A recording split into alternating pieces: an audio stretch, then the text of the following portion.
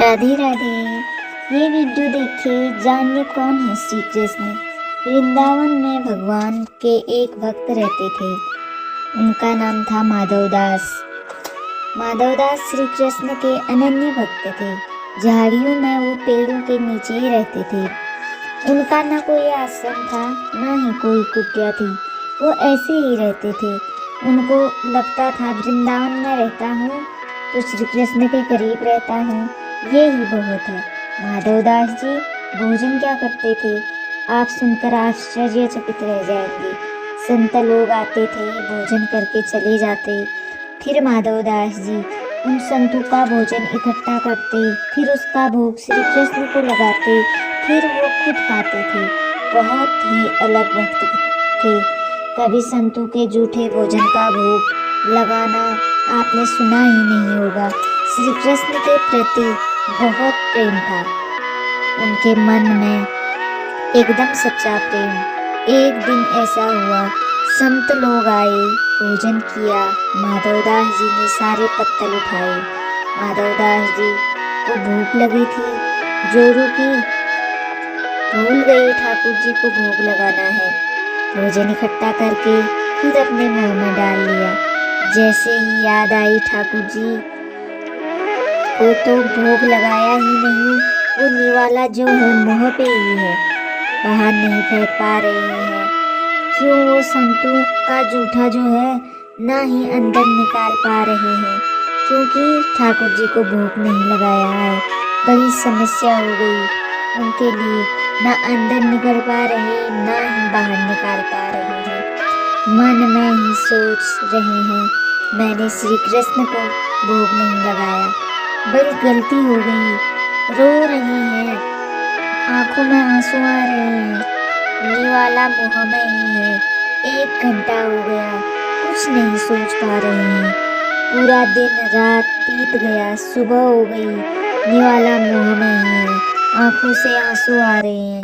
मन ही मन श्री कृष्ण से माफी मांग रहे हैं, कह रहे हैं, प्रभु ये पाप हो गया, मुझसे पहली बार ये पाप हुआ है, मुझे माफ कर दो। प्रभु जी श्री कृष्ण को याद कर रहे हैं, प्रभु श्री कृष्ण को याद कर रहे हैं और रो रहे हैं। फिर श्री कृष्ण उनके सामने आ जाते हैं,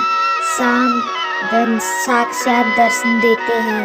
माधवदास जी देखते ही रह जाते हैं। वंशीधारी, बांके बिहारी, नंद के लाल श्री कृष्ण सामने खड़े हैं, साक्षात देख रहे हैं।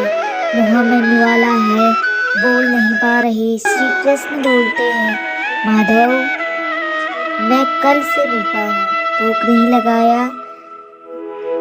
माधवदास जी इशारों में कह रहे हैं, गलती हो गई, मुंह में निवाला लिया। फिर याद आए, मैंने श्री कृष्ण को भोग नहीं लगाया, मुझे क्षमा करें प्रभु, बड़ी गलती हो गई। श्री कृष्ण बोले, इतना क्यों सोच रही, जब तुमने मुंह में ले लिया तो उसे भोग लगा देते। माधवदास जी इशारों से कह रहे, नहीं प्रभु, आप इसे भोग लगाइए, जो सामने रखा है, मुझसे गलती हो गई। श्री कृष्ण बोले, क्या गलती हो गई, अपने मुंह से निकालो, मुझे भोग लगाओ। माधवदास जी बोले, इतना पाप नहीं कर सकता, अपना जूठा भोजन आपको कैसे खिला सकता हूँ। ठाकुर जी मुस्कुराए और बोले, इतने दिनों में सबका जूठा भोजन खिला रहा है, आज अपना खिला देगा तो क्या चला जाएगा, चल मुंह से निकाल, भोग लगा। माधवदास रो रही है, लगातार कुछ बोल नहीं पा रहे हैं।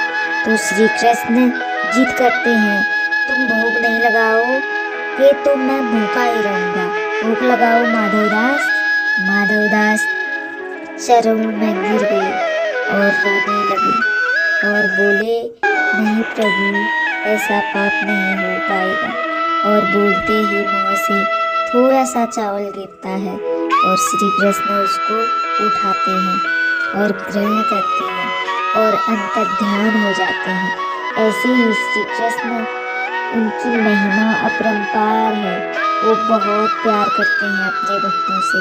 और हम लोग कहते हैं भगवान नहीं सुनते हैं, श्री कृष्ण सुनते भी हैं और देखते भी हैं और प्यार भी करते हैं। बस हम सबको सच्ची मन से श्री कृष्ण पर आस्था और विश्वास करने की जरूरत है और हमेशा सच्चे मन सच्चे ध्यान से ईश्वर की प्रार्थना करनी चाहिए। सच्चे मन से ही श्री कृष्ण मिलते हैं, प्रेम से ही श्री कृष्ण मिलते हैं। ऐसे ही हमें भी अपने आत्मविश्वास को खुद को समर्पित कर देना चाहिए। राधे राधे।